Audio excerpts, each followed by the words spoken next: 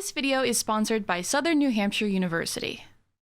Civilization, a word used to describe the complex nature of our settlements. Many games strive to simulate civilization in eras new and bygone. But today, I'm going to tell you the story of a civilization in Minecraft. It is a tale of progression, hardship, and a whole lot of learning. And it begins plain and simple, with a single adventurer, their compass, and their axolotl plushie. So, sit back and let us begin the story of 100 days of building a civilization in Minecraft. Starting off day one, I spawned in a barley field. I was already enjoying my surroundings, but as I broke some barley for the seeds, in the process, I cleared the view to spot a structure in the distance.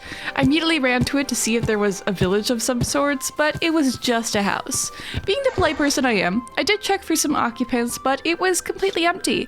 Whoever lived here before was long gone, but left me some decent stuff. That wasn't all though, as there was another structure nearby that seemed like some sort of camp. I explored it a bit, but honestly there wasn't much. After being rudely attacked by a boar on a stool, I discovered that this was going to be the location of a colony, but whoever tried to settle here was clearly gone. I could see why though. The land was flat, there was a good body of water nearby, and mountains full of stone resources.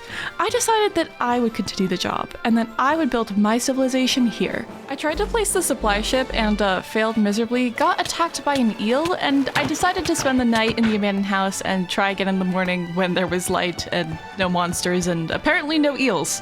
On day 2, I cleared a large area of land to try placing the supply camp. The primary mod I'm using in this mod pack is Minecolonies, the closest thing I could get to a city building simulator within Minecraft.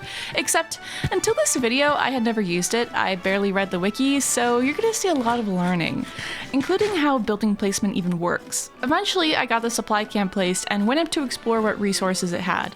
It was mostly just basic tools, some stone and some wood, but it also had the town hall block and my trusty structure wand. To even start my civilization, I needed to place the building plans for the town hall.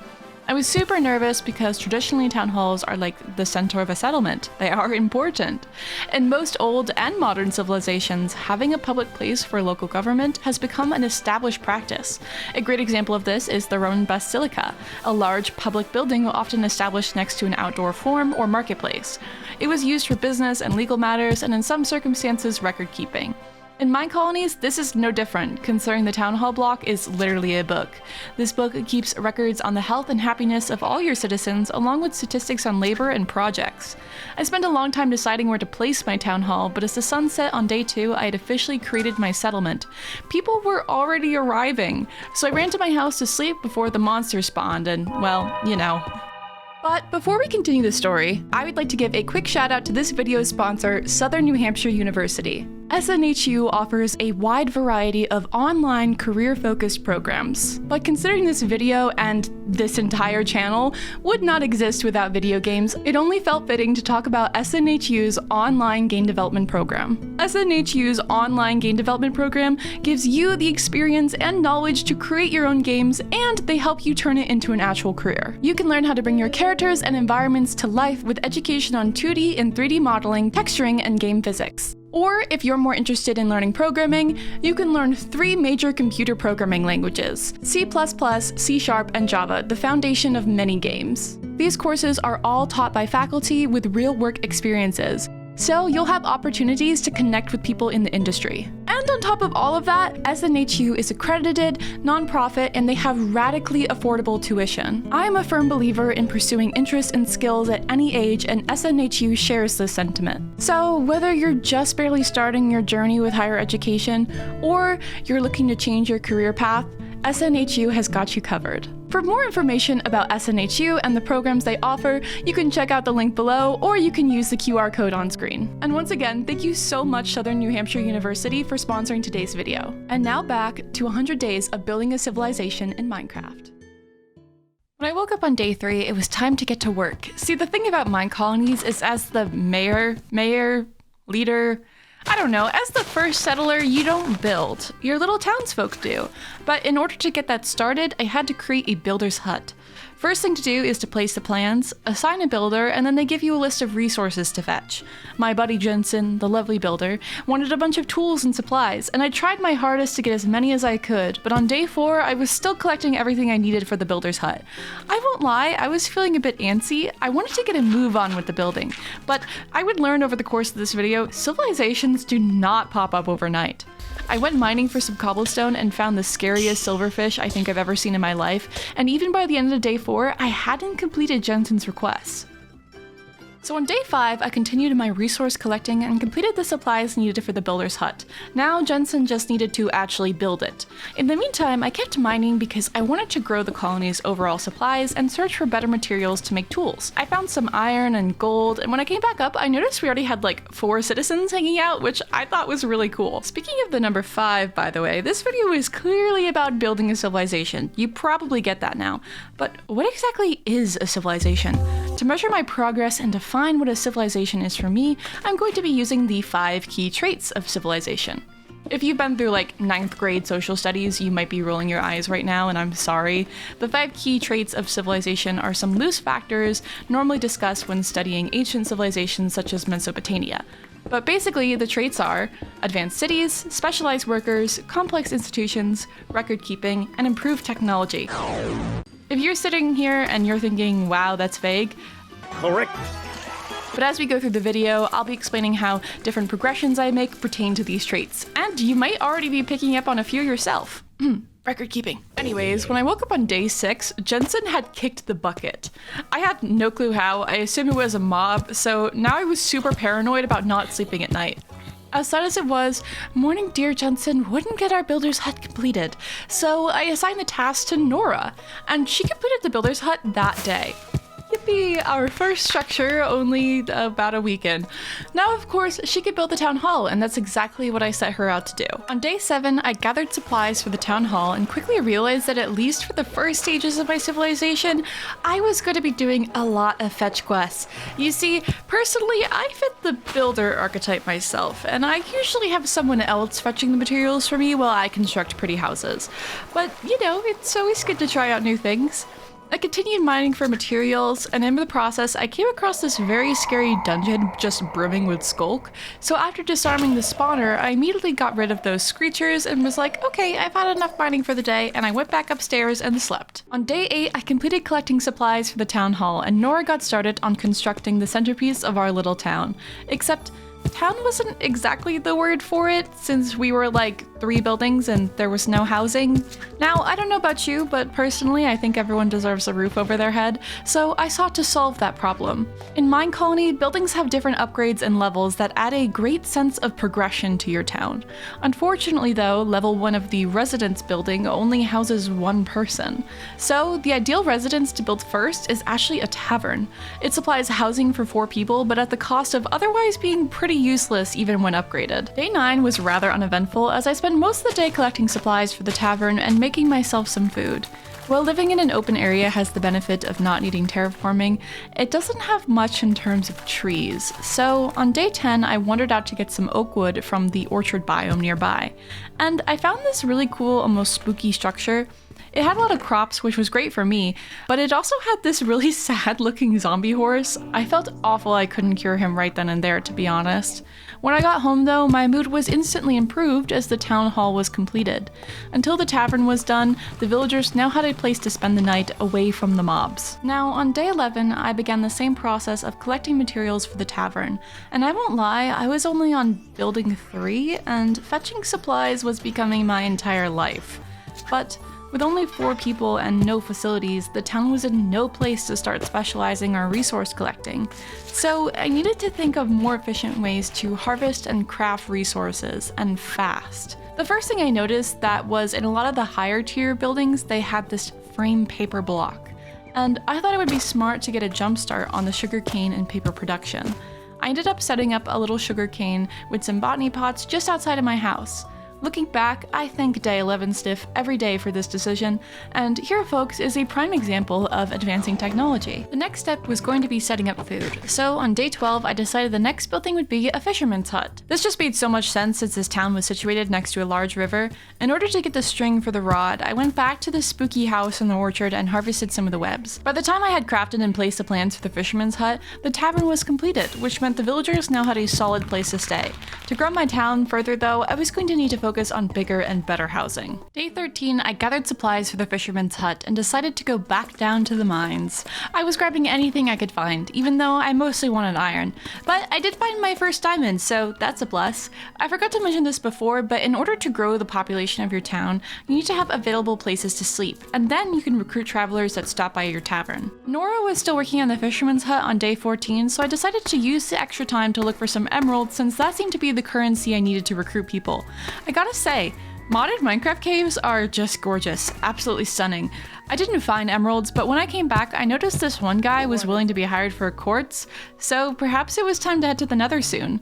I also decided with how slow the building was progressing that maybe we should have multiple builders' huts, so I placed the plan for another one near my home. On day 15, I gathered supplies for the second builder's hut. The fisherman's hut was completed and immediately someone was hired. Asa asked for a fishing rod to do his job, and I very happily complied. With one builder's hut in the works, I decided to upgrade my first one. Every time a building is upgraded, it normally comes with more perks for the workers, and in this case, it makes the builders more efficient overall with faster block placing and faster block breaking. Considering how slow everything was progressing at this point, that was all that I wanted. On day 16, I decided to explore a little bit and see what trees I could find within the area. Now, this biome or biomes I was in was very pretty, and it had all kinds of wood, even this very vibrant cherry. However, the wood I needed the most, spruce wood, was few and far between.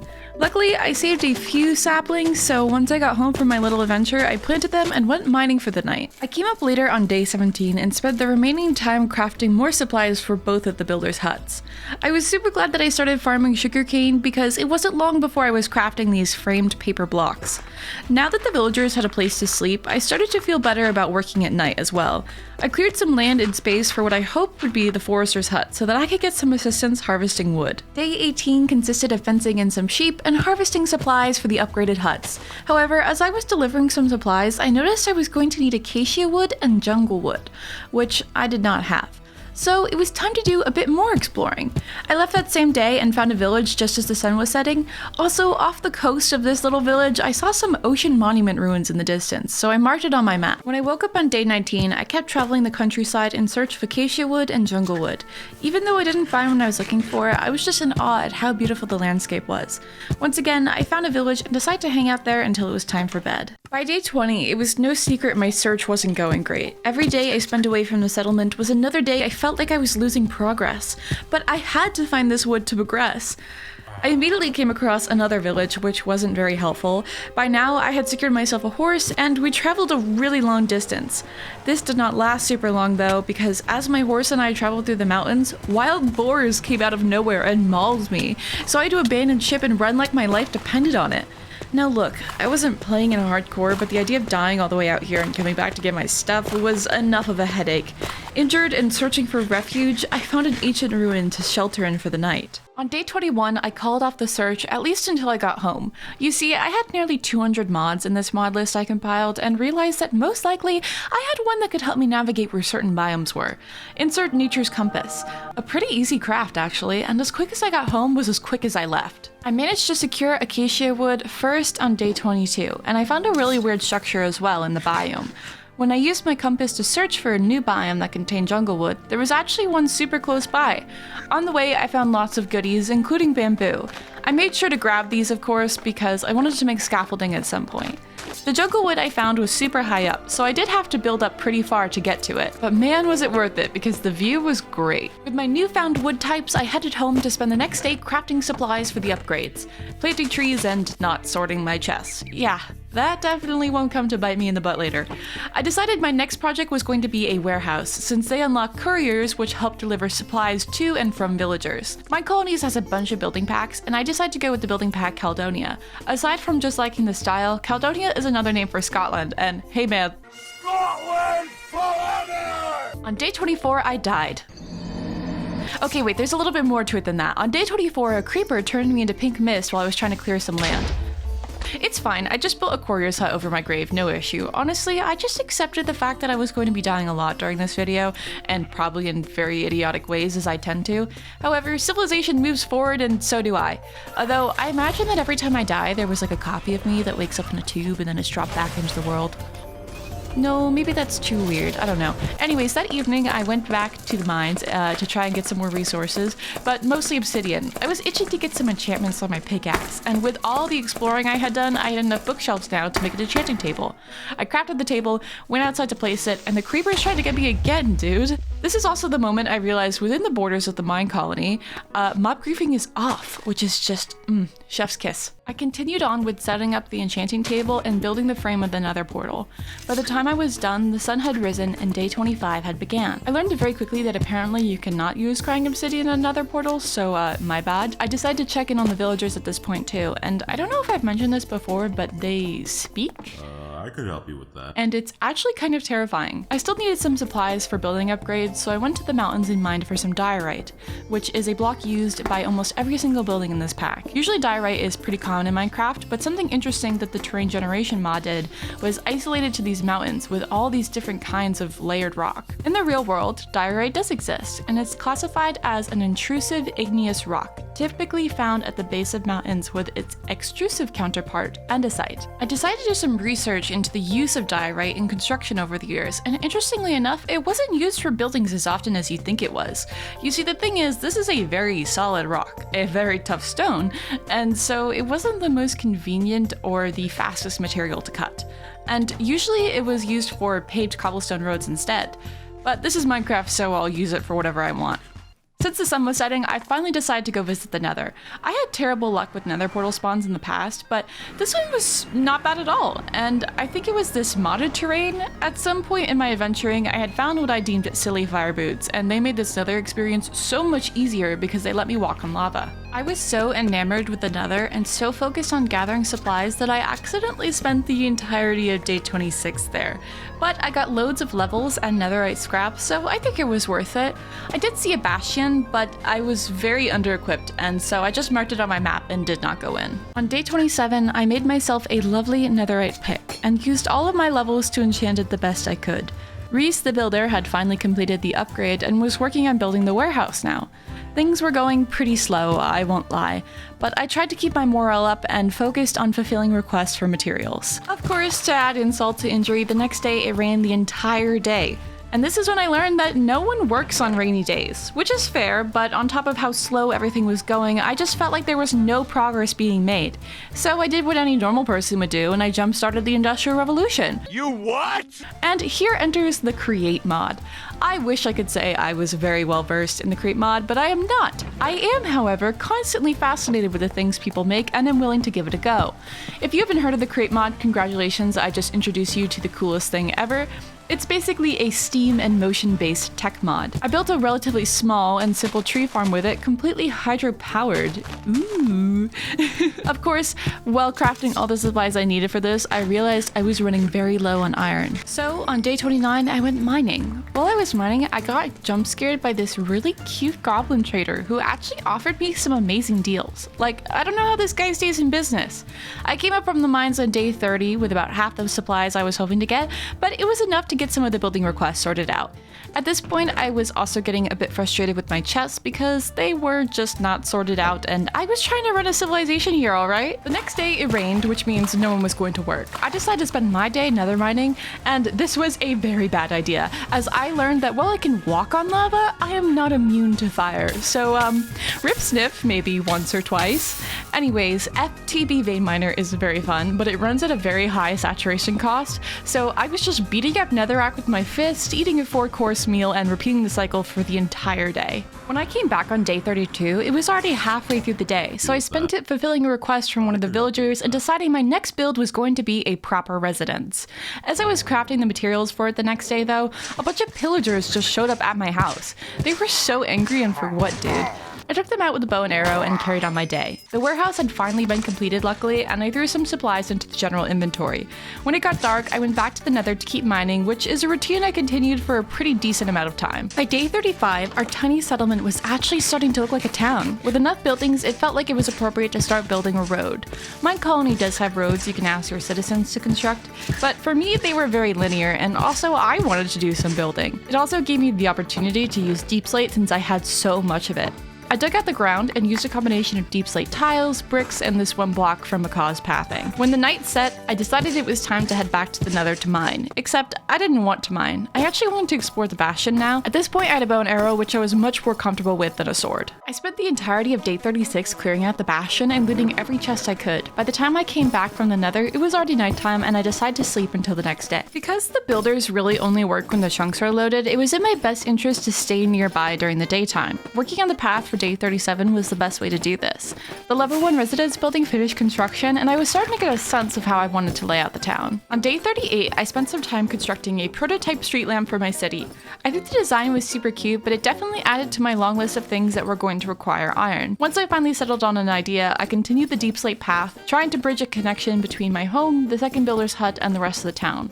Meanwhile, I kept feeding resources to the builders so that they could upgrade or construct new buildings. At the moment, the goal was creating a warehouse and getting the residents to level 2. Later that night, after the villagers went to sleep, I did a bit of, let's just call it city planning. I wanted to just mark out where I was going to construct future buildings so I could continue the path. Now, I'm no city planner in real life, but I'm not a super big fan of the grid system, which is just difficult to avoid because this is Minecraft after all. I wanted my buildings to look a little bit more organically placed, with streets that aren't just straight lines, hence why not every building is perfectly aligned. The next day, I managed to place a university and a potential restaurant for the town. As I had come to learn, Minecolonies, just like real civilization, has many factors in its progression, and that includes information. To access a lot of the buildings and specialties, you need to research into them in the university. As I was hopping around in the rain doing my city planning though, Nora died, and then immediately after, one of the villagers popped out a baby.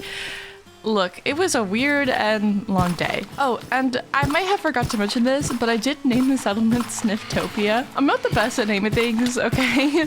Perhaps I will come up with a better name later. Topia in Greek is just the root word for place, so now it's basically just Sniff's place. Last, to clear my mind of the absolute horrors of the day, I went mining.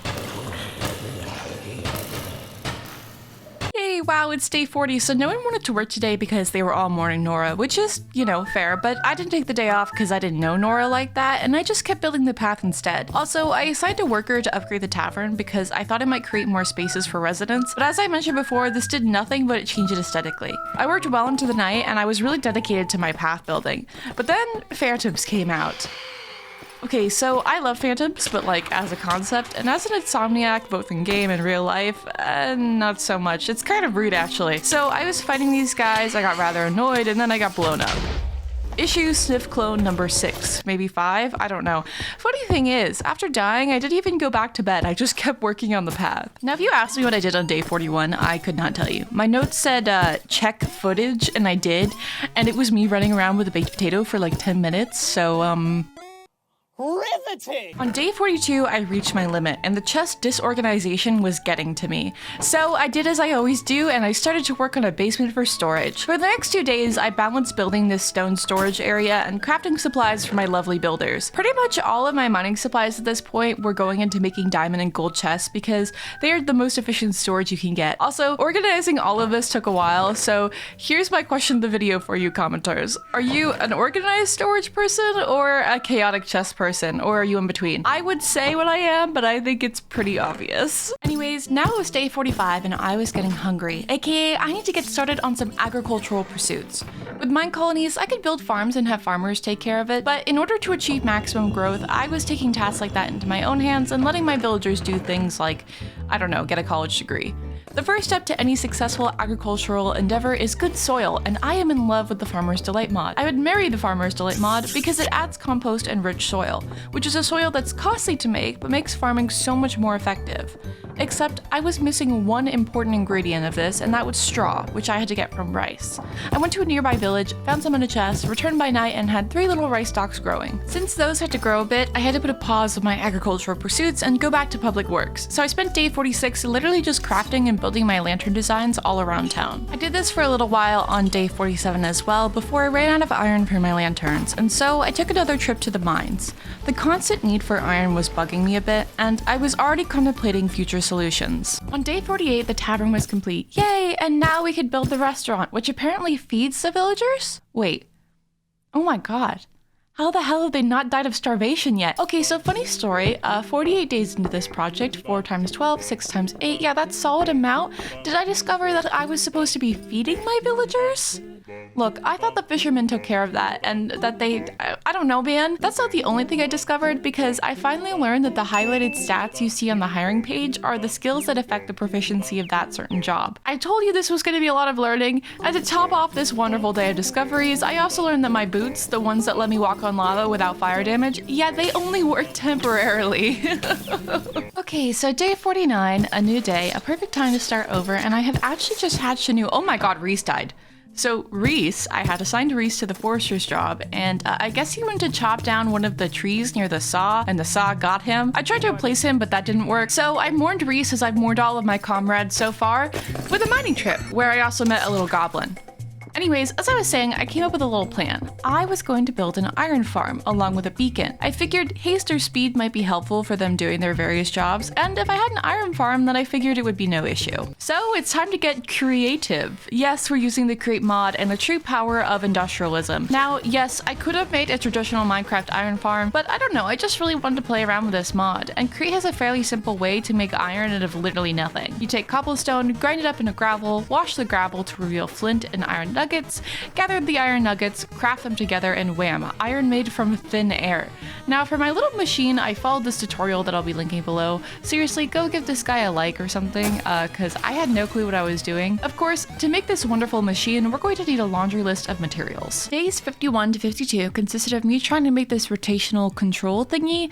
I actually kept going into a little super flat world to make sure I was setting this up correctly, because I had no clue what I was doing. However, in my survival world, when I did figure it out, oh man. So basically, to make these little rotational controller thingies, I had to swap them through these assembly lines about 5 times. I did figure it out, and even though it was a small victory, I was super excited. On day 53, I was feeling pretty confident about the work I was doing with Create, and I continued to craft ingredients for my iron farm.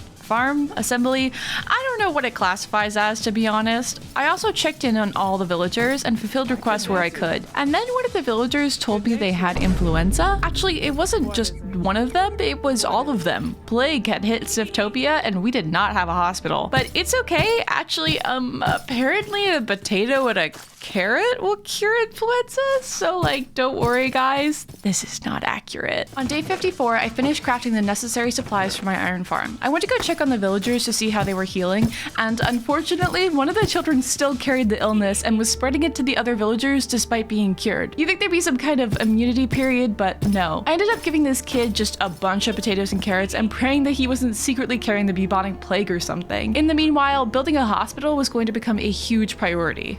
With that handled for the most part, I spent day 55 to 56 building my iron farm in a cleared area by my house. It looked super awkward just sitting out there though in the open, so I decided I was going to build a little warehouse of some kind to encapsulate it. To start this, the night of day 56, I gathered a bunch of clay from the lake bed and began making as many bricks as I could. While those were cooking, I spent day 55 working on the pass and monitoring the villagers building. At this point, the influenza seemed to be pretty much gone, so we were in the clear there, but that didn't mean it wouldn't come back. Luckily, the researchers made some advancements and I unlocked the ability to build a hospital. With my iron farm complete, the hospital in the works, I can now continue with my plan to build a beacon, and the next step would be to kill the wither. Of course, I couldn't get ahead of myself. I needed a good sword after all. To keep maximum productivity, I spent day 58 working on the pathing around my house, making sure that I stayed around the village while everyone worked. Then, as the sun set and they went to bed, I went to the nether to mine quartz to get the remaining levels necessary to enchant my sword. With all the levels I needed, on the morning of day 59, I enchanted my sword. At this point, the residents had completed another level, and I was getting to the point where I needed to plan out some new buildings. All of the time that I had been playing, I had a lot of villagers tell me that they would prefer a guard tower nearby so that they could feel more safe at work or at home. And for the most part, I ignored it because I didn't have an abundance of resources to build it, and I could defend on my own just fine. But now that the town was getting larger, it just made sense. So I created the plans for a guard tower and set to upgrading some of the builders' huts. Then, as the sun set, I once again went to the nether. I had marked off what I thought was the nether fortress during my early adventures, so I wandered there and then walked around the fortress just killing wither skeletons. I'm not sure what mod upgraded this fortress, but the layout was so much larger, and there were so many chests I barely had enough room to keep all the things I was finding. I continued to wander around on day 60, repeating the same routine of walking around and beating up any bad guys I saw. I actually found this really cool create-made door and tore it apart because, I mean, hey, free real estate, and this stuff is hard to craft, okay? A little while after, I got my third wither skeleton head, and I was off to go fight the wither. I wish I could say this went perfectly with no disruptions, but it did not. Either way, I killed the guy, and he dropped this heart container for me, which gave me an extra heart, which I think is cool. I was becoming quite the beefy lad at this point. With my new nether star, I constructed the beacon and used what iron I had produced so far, and then I started on the warehouse. Since this is industrial, I wanted a lot of stone and brick.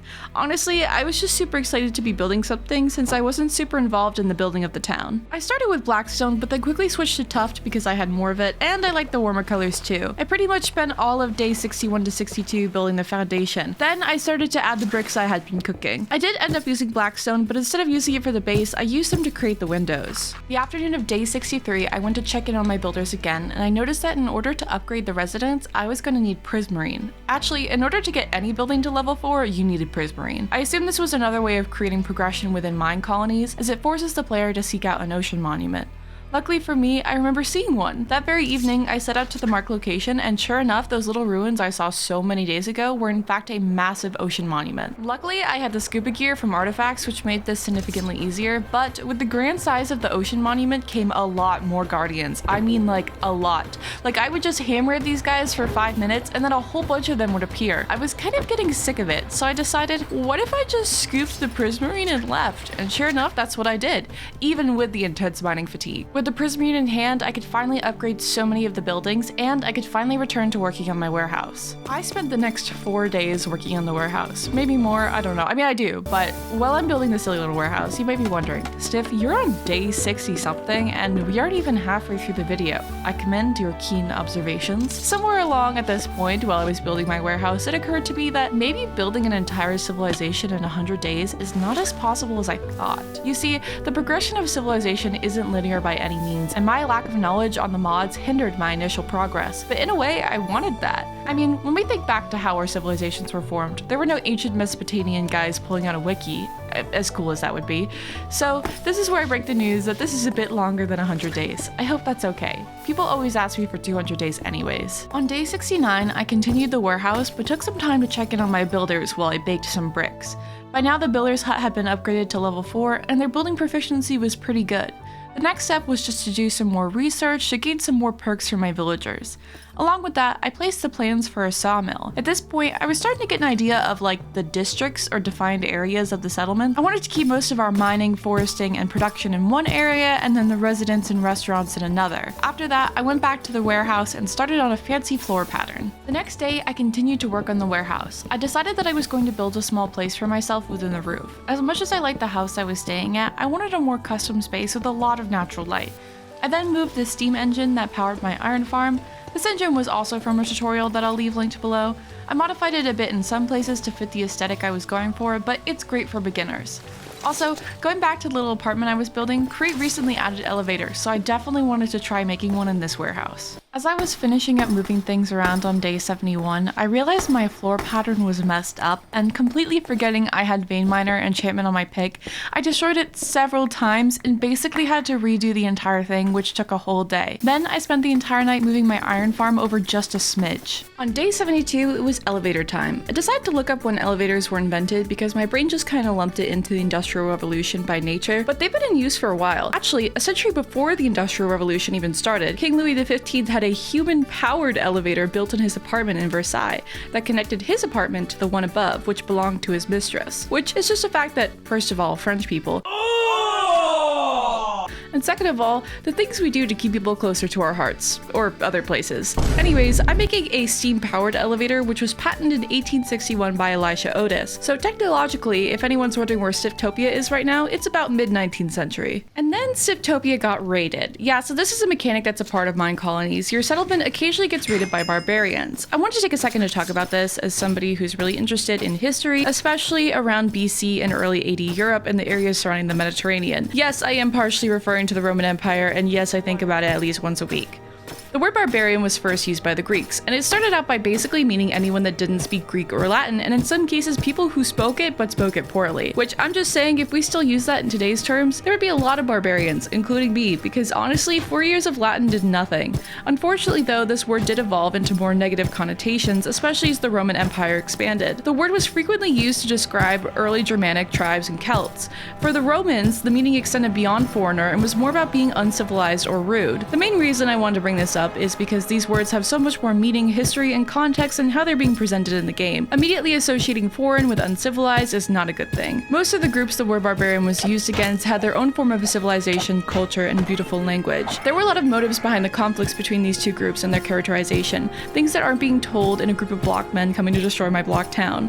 So for the rest of the video, I'm just gonna call them raiders, and remember that just because somebody is different doesn't make them bad. Moving on, day 73, I completed setting up my steam-powered elevator, and actually I've decided that it's now 1860 in Sniftopia, and I just patented the elevator, so I'm sorry Elisha Otis, this is now the Sniff Elevator Company. Also, I modified it to move a little bit faster because it was bothering me so much. Now that I had the warehouse complete, I just needed to make myself a home. My friend recommended me a very cute mod called the Clutter mod, which has a bunch of furniture and decorations. I planned it out first in a creative world so that I knew what supplies I needed, and then I spent day 74 crafting materials. Now, I could continue my narration, but I thought now would be a wonderful time to do some calm, satisfying block placing while I quietly thank my Patreon supporters.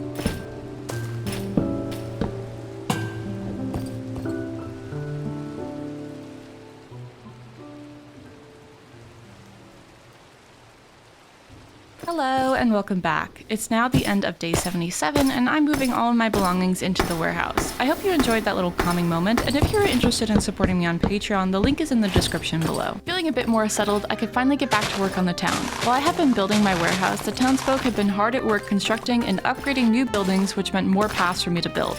This is also where I felt like I could really let some personality shine through with the greenery and the decorations around the buildings of Sniftopia. At the time of filming, fall had just barely started, so I was really in the mood for some greens paired with some warm colors. Then to end the day, I went nether mining, where I failed miserably, but hey, I did find some digging claws in the nether fortress chest, which is very helpful. By day 79, I was getting to the point where I needed building supplies again for Sniftopia, especially deep slate for those paths, so I focused on overworld mining. Then that evening, I started building some main roads, and I carried on with all of that through day 80. Whenever the villagers had a material requirement, I made sure to fulfill it, but otherwise, I was just creating so many paths. I did also go nether mining again at night, mostly to get levels and netherite for armor. With some new paths, I decided to create the space for another guard tower, since the villagers kept complaining that we didn't have enough guards, even though I personally felt like they weren't doing anything. Then I went and used up some of the levels I had to get started on enchanting my armor. By now, the iron farm had also made quite a bit, so I added what I could to the beacon. But I still needed levels, so on day 82, I went back to the mines. Also, Also, using my digging claws was super fun. They're absolutely broken when paired with any type of vein mining. I gotta say, my favorite part about modded Minecraft is just figuring out what mods you can pair together to absolutely break the game. Some notable things that happened while I was mining: I got attacked by a mimic, I got some new shoes, and I found a dungeon. After all this though, I luckily had enough levels to enchant my armor. On day 83, I completed my netherite set of armor, which included a fun little jump boost enchantment that was definitely gonna get me killed at some point, and a magnet.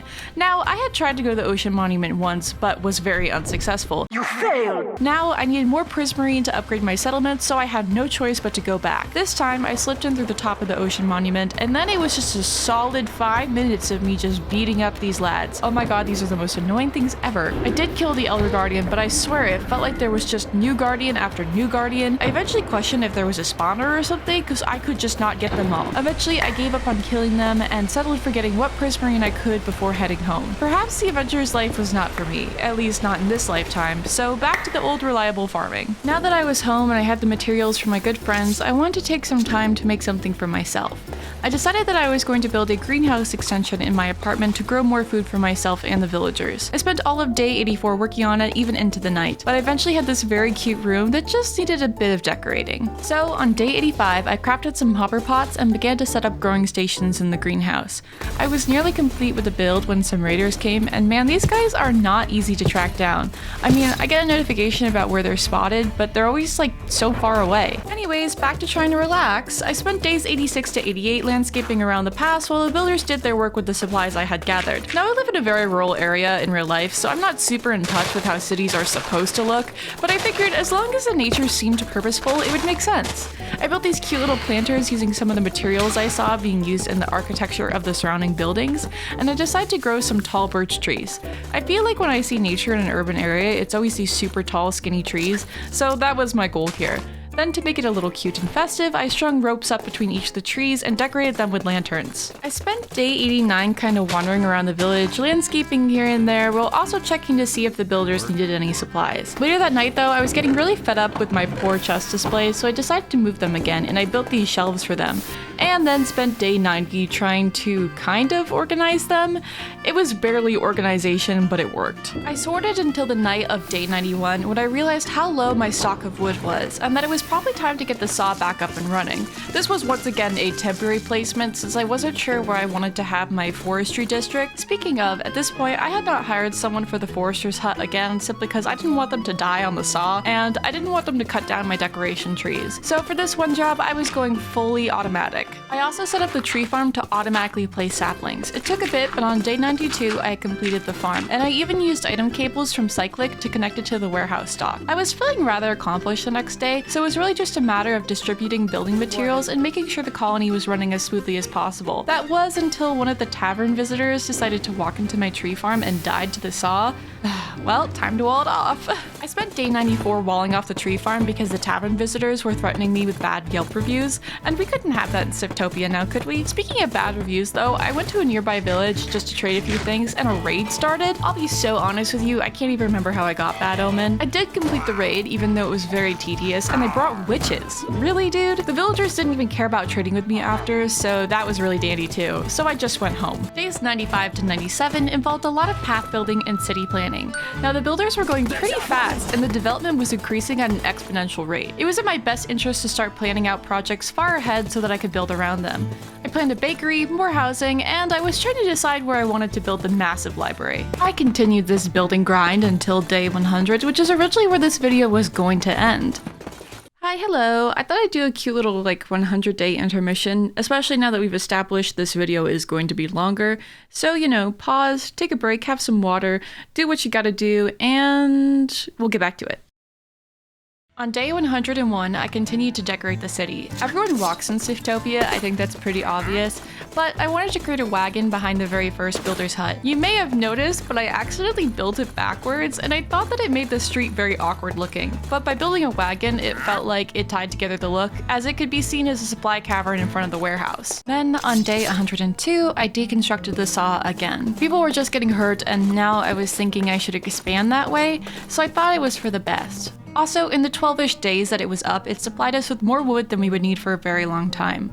Along with that, I wanted to get the library set up. It doesn't have as much functionality as some of the other buildings in Minecolonies, but it does unlock a lot of different research for the university. Now, on day 103, it was time to get into some automation, and I don't mean the create kind. By now, the working district had established itself with a stonemason and a sawmill, and I taught the workers recipes for some of the common blocks I noticed in the builder's request. This way, the village can start to supply its own upgrades. With some new recipes learned, it was time to sit back and let the workers do their thing, while I continued the one thing I'm apparently needed for: making roads.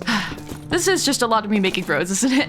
But it's okay, they're important. On day 105, I taught a few more recipes and started to get a jump on my resource collecting. For me, that meant getting a lot of diorite. Also, that evening a guard died to a mob, but luckily I was able to persuade a man named Zane to take his job for a few sunflowers. Construction at this point was going well, and I finally had the buildings I needed to further my research at the university. So I gathered the supplies requested and set my researchers to work. That evening, I also reconstructed the beacon where the tree farm originally was. I thought it would make a nice centerpiece, while also aiding in the future development of this area. By now, I had enough iron to make it the highest tier beacon, so I settled on Haste 1 and Speed 1 as my effects. On day 107, the library was complete, and it was time to start thinking about more future developments. In this area, I wanted to focus on restaurants, education, and more housing. And I thought, what better way to start that than actually building the bakery?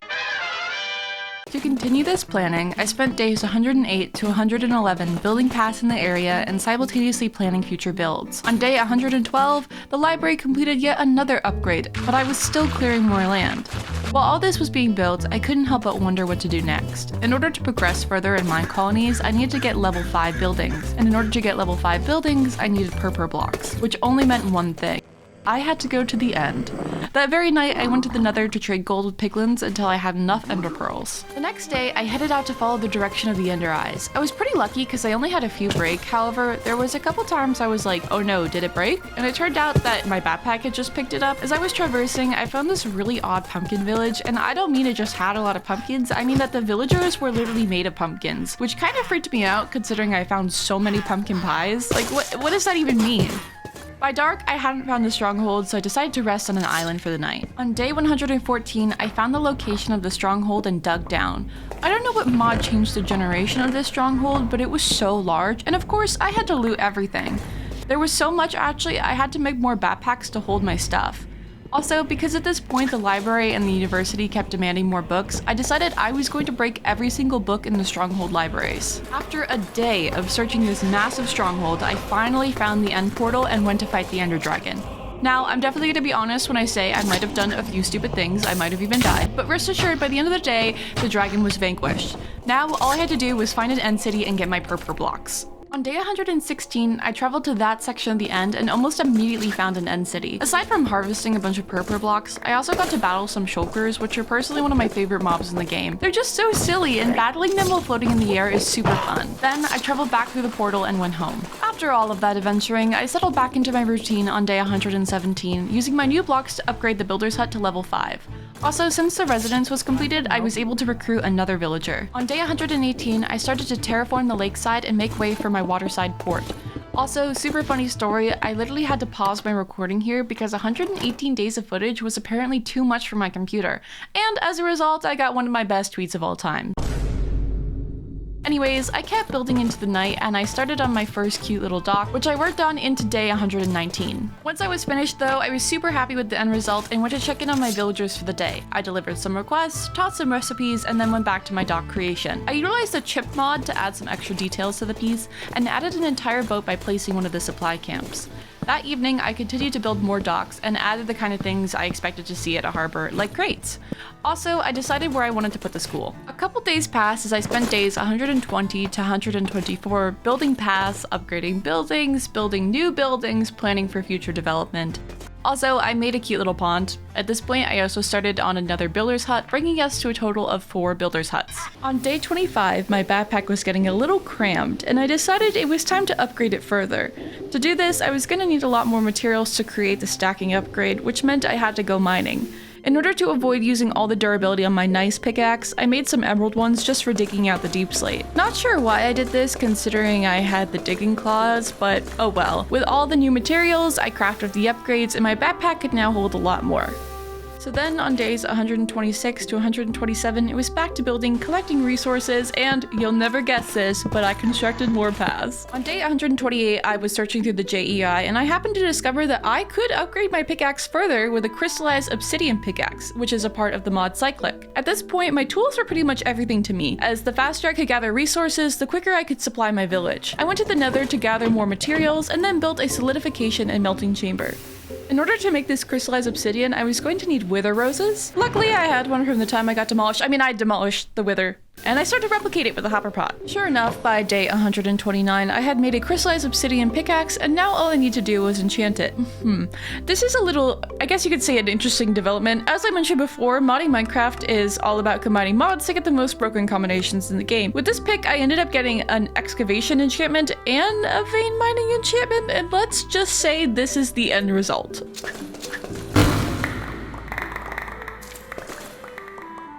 I spent the next 2 days playing around with the pickaxe and collecting as many resources as I could. Also, with so much cobblestone, I decided to mass craft the blue cobblestone shingles that are used on every single roof in this village. Then, on days 132 to 133, I decided it was time to build some walls. I knew that I wanted to use stone bricks and diorite so that it matched the aesthetic of Sniftopia, and so I started by playing around with some blocks to get a design. Once I settled on a design, it was just a matter of building it. I started from one end of the guard tower so that I could use it as an entryway.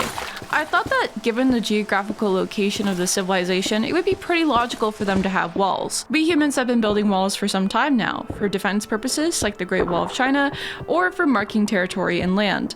One of my personal favorite walls, in quotations, in human history is Hadrian's Wall, which was constructed in Britannia by Roman soldiers. The reason I like it so much is because it's kind of stupid. It was built to divide the land between northern Celtic tribes and the Roman province in Britain, except because it was mostly built by soldiers and it was so long and the construction plans kept changing, it's just super inconsistent, being only a foot tall in some areas, in other areas being constructed not of stone. It's just all over the place and it's kind of a mess, but I think it really speaks to our human desire to stack stones. It's also just extra amusing when you add on that layer of Hadrian came after a very tyrannical emperor and was just like, hey guys, what if we used one of the most powerful armies in the world to build a wall instead of doing literally anything else? Unfortunately though, I am not 15,000 Roman soldiers and I had to build this wall by myself. I kept up a simple routine for a few days of constructing the wall, upgrading buildings, and planning city development. By the night of day 135, I had this empty space that was too small to hold a structure, so I thought I'd give making a plaza a go. My favorite blocks from this mod pack were the smooth stone, and I used chipped smooth stone to create some really interesting patterns. I continued working on this into day 136, however, something was really starting to bother me: my chest. After a couple of adventures, lots of convoluted crafting, and some other stuff, they had gotten really out of sorts. I took a break from building on day 137, and I started to sort my chest. It wasn't long before I realized this was going to take a while, days even. And if it was anything like the previous occasion, I was nervous I would waste time I should be spending working on the village. So I decided to call a friend. Dear Charles, I cannot organize my chess. Please send help, frowny face. Also, I think the economy is failing. I don't know. XOXOX Sniff. And my letter did not go unread. Sure enough, on day 138, Charles Poodwaddle arrived by boat. The first step though, of course, was to get them added to the colony and to give them a tour. Also, to celebrate Charles' arrival, there was like 4 kids born, which, no comment. On day 139, I could return to building my plaza knowing my chests were being sorted. I also updated a lot of the mods in the mod pack at this point, and I added a few, like the Fairy Lights mod, which I've been a big fan of since its release. When I went to Edinburgh, Scotland in 2019, I pretty much spent the entire day on the Royal Mile, which is a very long pedestrian street. And in between the buildings and the offshoots, they have what are called closes, which is basically a fancy way of saying alleys. Something that I thought was very cool was the decoration of some of these closes, assumably to make them less intimidating or dark. A lot of my favorite closes off the Royal Mile had fairy lights or some sort of nature in between, and I thought I would take a page from that book and do the same with the buildings in Sniftopia. On day 40, I planned some more guard towers and finished working on the plaza. It was so cute when I was done, and it quickly became one of my favorite spots. I think it was well placed next to the university since it gave the vibes of a campus location. On day 141, I decided it was time to demolish the old house I lived in when I first came here. Not only was it kind of awkward and in the way, but I wanted to have space to add more buildings that fit the town's aesthetic, and serve some greater purpose. Now, day 142.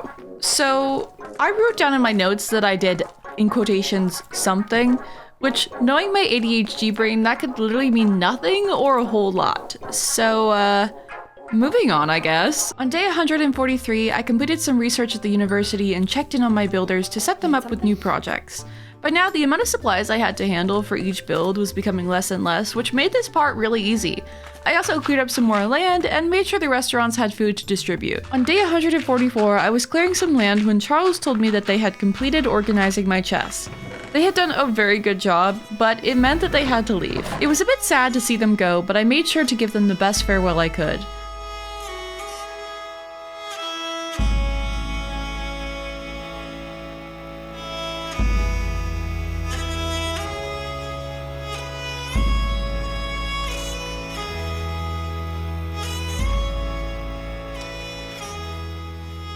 Now, I was all alone with my various NPCs and I had to carry on. So, on day 145, I filled in some more dirt and went to get andesite and diorite. My plan for the location I cleared out was a museum of some sort, since I think the history of Sniftopia should be recorded, and that fits in with one key of civilization, record keeping. Also, with it located just off the docks, newcomers can learn about the civilization's history before entering. Since I wanted this building to be in classic Sniftopian style, I needed all the diorite I could get.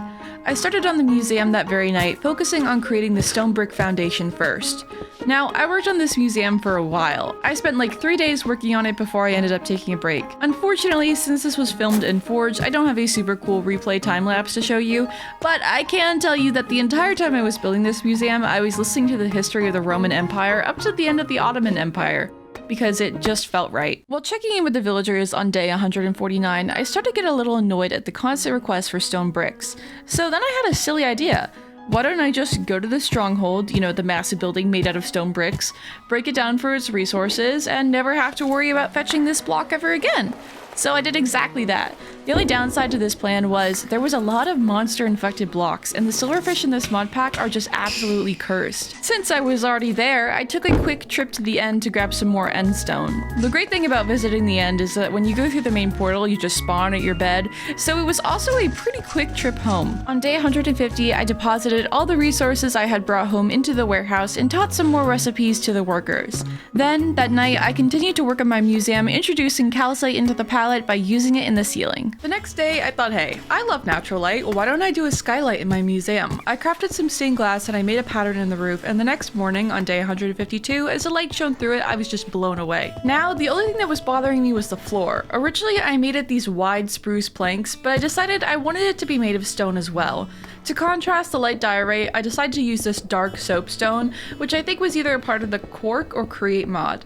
I varied these large tiles with these little tiles to get the floor a sort of guided walkway for when I do eventually add exhibits. On day 153, I built some planters around the museum and touched up the path a bit. I was running a little low on flowers, so my arranging wasn't exactly the best, but I think it gave the museum some charm. I will add at this point, I was starting to contemplate building a larger greenhouse, although it was sort of at the back of my to-do list since I was so focused on the village and the museum. The next day, I tried to make some exhibits but stopped shortly because I decided it would be better if I arranged the museum at the end of the video in order to capture all of the history of Sniftopia. So instead, I started baking. In the Create mod, you can grind wheat into flour and then add water to make dough, which then can be baked into bread. This significantly increases just how much bread you can make per stack of wheat, and I figured if I was going to feed an entire civilization, it wasn't a bad idea to get into it. Of course, having no clue how Create works, I spent the next 2 days playing around with various setups and trying to get it kind of semi-automated. It required me to swap around items every now and then, but it kind of worked. Another thing you can also do with the dough is chop it into noodles. I did this and made a bunch of vegetable noodles, which is awesome considering they give you a full belly and a lot of saturation. On day 157, my attention to the village was needed. A lot of my builders were close to or had completed their current upgrades, so I had to do some city planning and give them new assignments to accommodate this. I realized I was starting to reach the point where I didn't have much more new buildings to construct, meaning that my civilization might be fully outfitted soon. With a greater understanding of the future layout of my village, I was able to continue my work as a path builder as well. I spent day 158 constructing regular paths, and then on day 159 I focused more on those closes we discussed earlier. Once again, I was very dead set on keeping flora around in my village no matter how crammed it got. Also, I wanted to keep it refreshing even in tight spaces. On day 160 though, as I was working on the paths, I noticed that in order to upgrade the town hall, I was going to need a buttload of gold blocks. Gold that I didn't really have, considering I traded most of it to get ender pearls. So I had no choice but to go mining. But wait, I sort of built a museum on top of my mine. Yeah, oops. But also, ever since the Caves and Cliffs update, traversing all the way down to the -50s is just a headache. So I figured, why don't I just build an elevator? Luckily, I had most of the supplies I needed, so I dug down to each point, added a redstone contact, and assembled my elevator. Now, it was much easier to get up and down. With that solved, I spent day 161 mining for gold. And once again, I must mention how insane this pickaxe is. I mean, this thing just, oh my gosh. I knew I had to be careful because I knew one day I was going to accidentally use it where I didn't want to. Anyways, after I got a decent amount of gold, I smelted it and crafted the supplies needed for the town hall upgrade. On day 162, I delivered supplies along with some bread to the restaurants. As I was walking around though and preparing to continue my path decoration, I realized that I needed more unique fauna, and on top of that, I was itching to go on another adventure. There was one direction I hadn't explored yet, so I headed off there on day 163. I had ventured into the cherry blossom biome once or twice, but what I didn't see until now was a pillager tower. There was an allay, but I wasn't so sure how it would fare coming along on my travels, so I grabbed it in an iron cage, promising to set it free when I got home. However, the illagers had other plans as they kept coming at me. Every single time I thought I got them all, more would appear, and strangely enough, bad omen wasn't applying. Even the next morning they kept spawning, and I decided that maybe they were just bugged, so I continued on my adventure. The next structure I found was a crypt or catacombs. There was a bunch of chests, and for the most part, I wandered around collecting the enchanting books from them. Then, as I left, it started to get dark. I came across a village and found the strangest dog. No, seriously, like, what is this dog? Why is it here? What mod is it even from? I could not tell you. I tamed him, of course, and decided to call him just Box. Box and I wandered a little bit out of the village and found an abandoned mine colony that we explored into day 165. I will be honest, seeing the colony like that, torn apart and abandoned, made me feel really weird. I just felt not exactly homesick, but like I should be home making sure this never happens to my civilization, so I decided it was time to finally head back. I got home just around evening and tamed some of the cats I had been holding on to. Here's a really cute picture of them sitting at my kitchen table in the apartment. It's a bit funny because my real cats kinda do this too. Satsuki, who I mentioned in a past video, likes to hang out on the stools around the kitchen island. Day 66 initially started off lovely. By now, I had finally built some farms for the village to help take care of the burden of providing food. I didn't know how to set up the fields, but once I figured it out, I went to retrieve carrots from my farmer. Then, of course, it started raining, and that meant that no one was going to be working for the rest of the day, and the most I could do was fulfill requests in time for tomorrow. That evening, there was also another raid, and there were so many dudes, honestly, I'm surprised I didn't die. But I did have the chunkiest health bar possible and some good armor, so that definitely helped. I would just like to share that my only notes for day 167 is that I literally ate lasagna in real life. Okay, but what actually happened was I stood still while I ate and then went back to the farm to deliver the carrots for planting. By then, it was already kinda late and I decided to work on some of the closes between the buildings. On day 168, I took some time to teach more recipes to different workplaces. I mostly chose my recipes based off of what I was delivering the most to the builders. When the rain cleared on day 169, I went to check in on the farm and sure enough, it was working great, which made me super relieved. One patch of carrots though wasn't going to be enough to feed an entire village. So I did need to keep up with my bread production. To see if I could automate it further, I played around with the grinders and the mixers to see if I could transfer items between them with Cyclix item cables, but unfortunately they aren't compatible, so I had to continue manually throwing in flour every now and then. On day 170, I grabbed my rich soil and went back to the farm. I replaced one of the patches with it to see if the villager would accept different soil, and she did. But now I was going to need a lot more compost if I wanted my farm to be only rich soil, which meant I needed more straw and probably more rotten flesh. So I planted some more rice since it got destroyed during construction, and lastly, I slept through the night in order to avoid more phantom spawning. Days 171 and 172 consisted of path building and plant decorating. I was a little eager to get my pathing done so that I could continue the wall without accidentally impeding any future construction. On day 172 specifically though, I took some time to spruce up the area around my warehouse. I connected the smelt tree to the rest of the path, added some fencing, and even made a little garden area. I did feel ready to continue the walls in some places though, so on days 173 and 174 I placed down the layout for the walls on the south side of the village. I thought this was the best place to expand first, mostly because the majority of the raids occurred in the southwest or southeast of Sniftopia, and in the north we had a mountain for some defense. On day 175 I sorted out more build supply requests and hired someone for the newly constructed apiary. I then went nether mining to search for more bone blocks for my compost, and found this cursed statue, which is a part of the paraglider mod. Now, these have a counterpart, goddess statues, and they offer more health and stamina in the game in exchange for the spirit orbs I've been collecting. Normally, the good statues spawn in villages, but I hadn't had any luck finding them so far. But with over a stack of spirit orbs, I thought I should at least try, so I decided to go on a trip. If you're wondering why my skin has a pink cloak all of a sudden, it's because I changed it for a charity project I did on TikTok and forgot to change it back, so don't worry about that. For the next day, I traversed the landscape, once again heading in a direction I hadn't explored much, the southeast. I've really got to give some credit to these mods for the terrain generation in this mod pack I created. It's just stunning and some of my favorite I've encountered in a while. Just to show you how good it is, let me show you some lovely shots.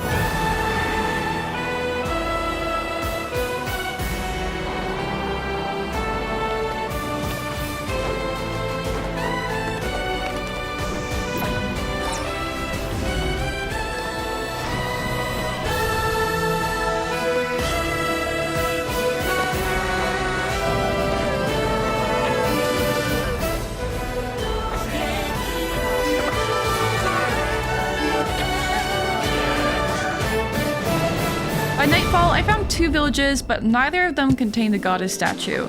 But I really did need to sleep, so I rested in the second one. On day 177, I continued down a long, winding river in search of the statue, and I actually did end up finding it that day, just not where I expected. By complete chance, I happened upon it at the base of a mountain, not even in a village, which made me wonder if I was searching for it in the wrong place this entire time. Either way, I grabbed the statue and headed home. I got home late on day 178, and I exchanged my stash of spirit orbs for a large sum of health. Now I was truly the tankiest of boys, and I could continue to defend Sniftopia with every heart I had. As I've done after all of my adventures, I spent day 179 checking in on the village and sorting out requests. I checked in on the farm, baked some bread, and overall just kinda wandered around. I don't know how to describe it other than coming back to the village after a weekend of adventuring feels like a Monday. On day 180, I began to build a small bridge near the northwest corner of Sniftopia. I'm gonna be so real, I have no idea why. I think it was just because this one corner was cut off by the river, and I thought, man, I love bridges, why don't I build a bridge? At least I built it with the classic diorite and stone brick combo. I worked on it into the night, and the next day I went back to building up the walls. I was starting to work on the less flattened areas of Sniftopia, which I will not lie was very tedious and annoying. As I did before though, I started on a general layout before committing to complete walls. On day 182, I took a break from the walls to create more compost to sit out and become rich soil. This involved a lot of chopping, since in order to get straw, I had to chop rice stalks. I really spent the entire day focused on creating this compost and rich soil, since I knew a lot of my projects after the wall would be agriculturally based. I will say, I do find it strange that rotten flesh of all things is included in the compost. I mean, hear me out. I'm all about just decaying and going back into the earth, but given that rotten flesh comes from infected zombies, I don't know, personally, I wouldn't be using that to grow my food. After that little intermission, I returned to building the walls on day 184 to 185 and worked on them until they were more or less complete. At this point, diorite was becoming a bit scarce since I had completely exhausted the veins in the mountain. Luckily, there was a way I could craft it with cobblestone and quartz, which I had quite a bit of since I did all that nether mining. On day 186, most of my compost had turned to rich soil, and with the wall mostly complete, I felt comfortable starting on the next project, the greenhouse. At this point, I had started to establish an agricultural district on the south side of Sniftopia, and I decided to build it over there. Initially, I made a small layout for it, but then destroyed it and started over. And then on day 187, I destroyed it and started over again. I thought it would be a cool idea to have it match my warehouse a bit more, just to make it so that my warehouse wasn't the only brick structure and perhaps make the entire thing a bit more cohesive. Just like my warehouse, I started with a tuft base, and in order to have the giant greenhouse I was envisioning, I opted to destroy part of the wall and have it sit in between. While I was building, I noticed my netherite pick was getting a bit worse for wear, so I decided that night to go nether mining once more in order to collect netherite and the levels needed to repair it. And oh my god, if you thought overworld mining was chaotic with the OB pick, the nether mining was so much worse. I returned to the overworld on fire and half dead and forgot to repair my pick before I returned to building the next day. My only excuse for these atrocities is greenhouse brain rot. Oh, also, just as I hinted at before, I did use my crystallized obsidian pickaxe when I shouldn't have, and it was a mess. Then I took a break out of frustration, and when I returned I forgot to record, but it was mostly just me repairing my pickaxe at the end of day 88. On day 189, I continued building the greenhouse, finishing up the foundation. I worked on the greenhouse for the next 4 days, so I'm just gonna lump them together as I talk about the greenhouse. Similar to the warehouse, I didn't really have a plan of what I was doing, causing me to have a lot of moments of revision. I definitely was trying to go for a more late industrial conservatory vibe, which is why the greenhouse is very domey. For the glass, instead of using macaw's windows, I used various patterns from chipped in order to create a very intricate look. Because I was making glass as I went along, I did have to take breaks and work on other things while I let it cook. At this point, the village was handling their upgrades very self-sufficiently, and I was proud. There wasn't much new construction either, and a lot of it was focused on upgrading pre-existing buildings. I technically finished the greenhouse before day 193, but I had to spend the day clearing any dirt scaffolding I used and hanging lanterns all around the greenhouse to prevent mob spawning in the large area. On day 194, I connected the greenhouse to the rest of the town with a path and started to work on the interior. For me, this meant rebuilding the tree farm that I was now setting up for the 3rd time, but hey, at least I knew that this was actually going to be the last time. It took me pretty much the entire day because I had to troubleshoot here and there, trying to remember how I built it in the first place. But by morning time, day 195, I had completely set it up and I could move on to the rest of the greenhouse. I added a wooden plank path and I started to create some growing stations similar to the ones in my apartment. Interestingly enough, my main goal for this greenhouse was not really food, but mostly vanilla Minecraft flowers, since they were required for almost every single build and upgrade in this town. And I needed them for my own personal decorating as well. On day 196, I checked in on the villagers, aided in starting some more farm fields, and started on a little vineyard near the greenhouse myself. In the 200 days I spent in this mod pack, I barely got to touch every single mod, but I wanted to make sure I had somewhat of a setup for the mod vinery, which is really just about grapes and making wine. I figured, hey, what agricultural district is complete without its vineyard? And I also thought it would be a cute yet functional setup. I worked on the vineyard into day 197 and then focused on completing any remaining paths I had to do. I also started on some super last minute builds, like a guard tower on the south side of the wall. On day 198, I chopped up some more rice since I was still in need of compost/rich soil, and I spent most of the day doing that until another raid appeared.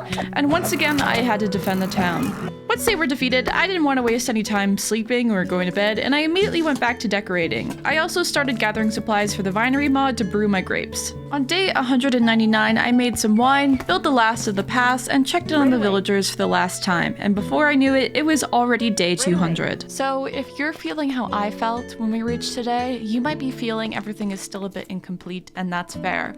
I was this close to telling myself, oh, what if I just spent another 100 days working on this? But I knew the truth was, I could go on forever, just as civilizations could go on forever.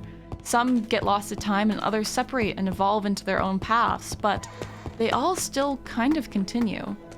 On day 200, I wandered around Sniftopia, taking in my last look, because after 200 days of knowing exactly what was needed at all times, I had finally come to learn the one thing that was no longer needed in the growth of Sniftopia. Me. It's true, they were basically self-sufficient now, and so at the end of the 200th day, I sat on the roof of my warehouse apartment with my dog Box and watched the last sunset, knowing my journey would continue, just not here, and I would be gone by the next sunrise. But that, my friends, is not where the story ends. After my departure, the city continued to grow on its own naturally. Sniftopia finally established a healthy line of communication with the raiders, ultimately leading to a treaty that grew their military to aid themselves and their new allies. Trade was established along the river with the Pumpkin Folk, bringing new goods, information, and technology to both parties. With people now feeling more secure about their basic needs, the city leaned into a cultural renaissance of fine and performative arts. And as the years passed, the city established the role of the collector, a citizen that acted as a representative for the working citizens of Sniftopia. You see, the story never truly ends, because the beauty of time and history and this is that the records we keep and study, the stories, the art, They are all just the beginning, and we here and now are their future, our present, and one day, somebody's past.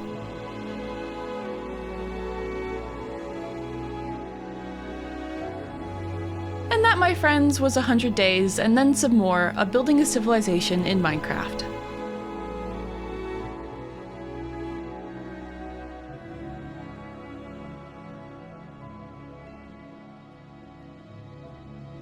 Wow, okay, so if you're hearing my voice now, that means that you've reached the end of the video. And first of all, thank you, holy cow. Second of all, people always ask me for the mods and my shaders. I'm going to be leaving it in the description below, so there you have it. Sorry this video took so long. Look, I get these comments all the time. People are like, oh, can you make more content? And it's like, girl, I'm trying. So hopefully there will be another video and it won't take 4 months. Okay, bye!